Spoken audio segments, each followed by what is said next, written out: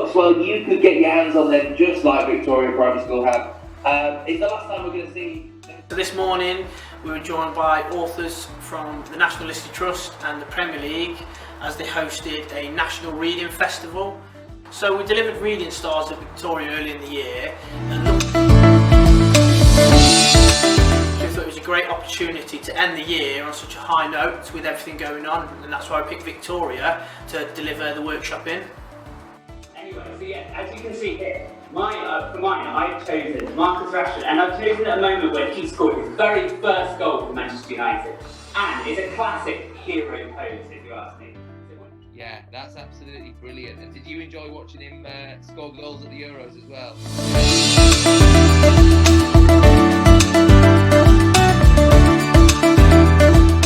I just wanted to say a big round of applause for he knew his stuff.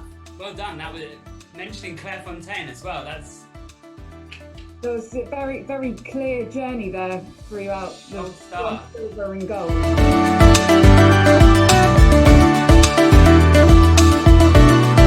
It was interesting. They told us lots of facts and stories about their heroes